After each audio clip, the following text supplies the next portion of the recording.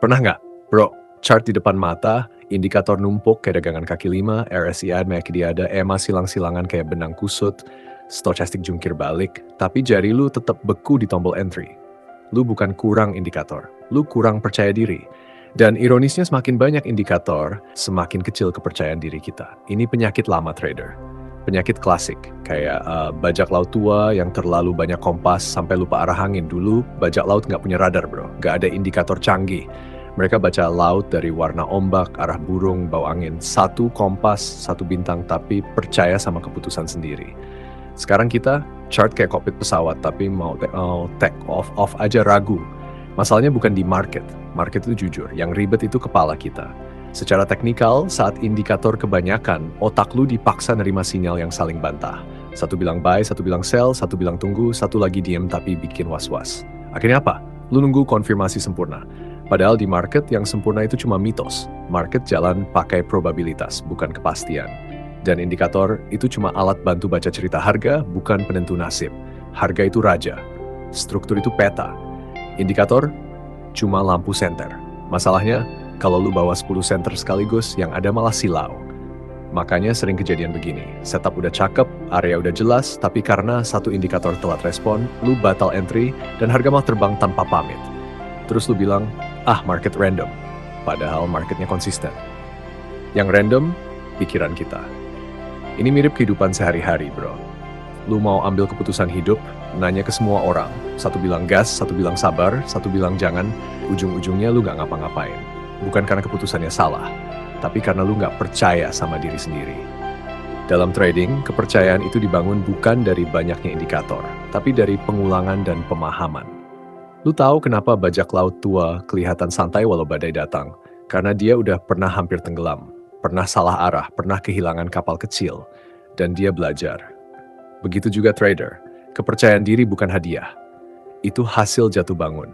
Secara teknikal, fokuslah ke hal yang benar-benar lu pahami. Struktur market, naik, turun, atau ranking. Area penting, tempat harga sering bereaksi. Timing, reaksi harga, bukan ramalan. Indikator cukup jadi konfirmasi, bukan hakim. Jangan kasih palu ke semua indikator, nanti sidangnya nggak kelar-kelar. Market nggak butuh lu jadi pinter. Market cuma butuh lu konsisten. Begitu lu mulai percaya sama satu cara baca market, noise bakal pelan-pelan hilang.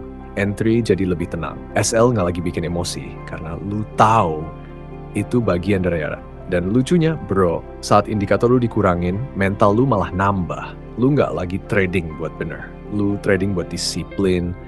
Kayak bajak laut tua itu, dia tahu nggak semua pelayaran bawa emas. Tapi selama kapalnya utuh, dia bisa berlayar lagi besok. Jadi kalau sekarang lu masih bingung, indikator kebanyakan, kepercayaan nggak ada, tenang. Lu lagi di fase belajar percaya sama diri sendiri. Gak usah buru-buru. Market gak kemana-mana, yang penting kepala lu pelan-pelan rapi.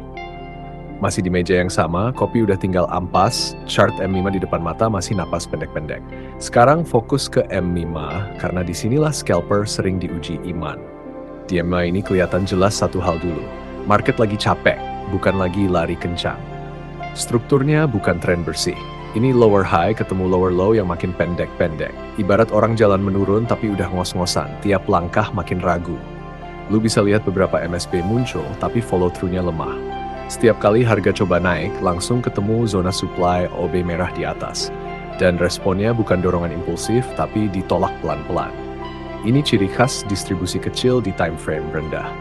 Perhatiin juga garis miring kuning itu nunjukin tekanan turun masih dominan, tapi momentumnya melemah, tapi nggak sanggup bikin breakdown yang agresif. Sekarang kita bedah pelan-pelan. Di bagian kanan chart, harga sempat sweep low bawah. Itu bukan breakdown cantik bro. Itu lebih mirip ambil likuiditas sell, habis itu harga mantul dikit. Artinya apa? Seller di bawah udah mulai kehabisan peluru. Tapi, buyer juga belum berani gas penuh. Makanya geraknya jadi zigzag, pendek, emosional. Ini area paling sering bikin scalper SL bolak-balik. Oscillator di bawah juga nunjukin hal yang sama. Bukan oversold yang fresh, tapi oversold kapek. Sering nyentuh bawah, tapi pantulannya dangkal. Secara bahasa tongkrongan, ini market kayak orang lapar tengah malam. Buka kulkas, isinya cuma sambal sama es batu. Pengen makan, tapi nggak ada tenaga. Sekarang soal potensi pergerakan selanjutnya bro. Ada dua skenario realistis, bukan ramalan sakti. Skenario pertama, yang sering kejadian, Harga retrace pelan ke atas, sekadar nyentuh area supply kecil imbalance M5 buat ambil likuiditas buy yang FOMO. Kalau di area itu muncul rejection yang jelas, besar kemungkinan harga lanjut turun lagi, bukan impuls tapi ngesot. Ini tipe pergerakan turun sambil nyedot emosi. Skenario kedua, kalau harga mampu break dan close kuat di atas zona supply M5, dan struktur kecil berubah jadi higher low, baru ada ruang buat relief bounce ke atas. Tapi ingat, itu masih reaksi, belum pembalikan tren besar. M5 itu cuma cerita pendek, dia cuma bisik-bisik, bukan pidato. Makanya di kondisi kayak gini, yang berbahaya bukan market, tapi ego kita yang pengen bener terus. Ini momen dimana indikator makin banyak malah bikin ragu, karena market sendiri lagi nggak punya niat jelas. Bajak laut tua paham hal kayak gini. Kalau angin muter-muter, dia nggak maksa layar dibentang penuh. Dia turunin layar, jaga kapal, nunggu arah angin jujur. Di M5 ini, kejujuran market masih setengah-setengah. Masih flirting, belum ngajak serius. Jadi kalau lu ngerasa, kok setup gue rasanya nggak enak ya? Itu bukan takut berlebihan, itu insting sehat. Scalping bukan soal sering entry, tapi soal tahu kapan nggak usah sok jago. Tenang aja bro, market selalu buka peluang baru, yang penting modal dan mental lu masih utuh. Oke bro, tenang. Kita cari posisi entry dulu sambil ngopi. Sebelum video ini bener-bener kelar, gue mau bilang terima kasih buat lu semua yang masih nongkrong sampai detik ini. Beneran. Channel ini gak bakal jalan kalau cuma gue doang yang ngomel ke chart. Kita bangun bareng, pelan-pelan, kayak ngerakit kapal kayu. Satu papan, satu paku, satu kesalahan, satu pelajaran. Dan yang penting gue tekankan dari awal sampai akhir, ini bukan penghakiman. Ini bukan cerita sok jago. Ini pembelajaran buat kita semua, terutama buat gue. Karena semua yang gue cerita ini bukan teori buku. Ini pengalaman nyata jatuh bangun gue di market.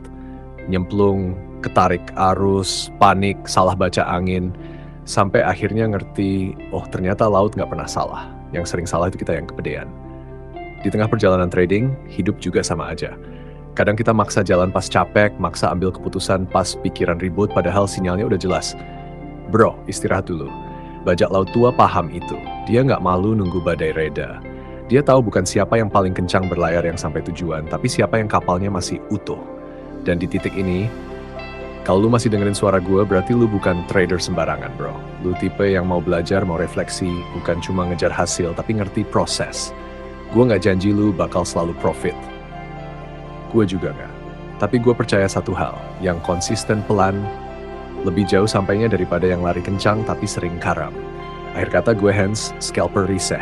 Profit kecil tapi konsisten, pelan tapi jalan. Sampai ketemu di chart berikutnya ya bro. Laut masih panjang, kopi masih anget.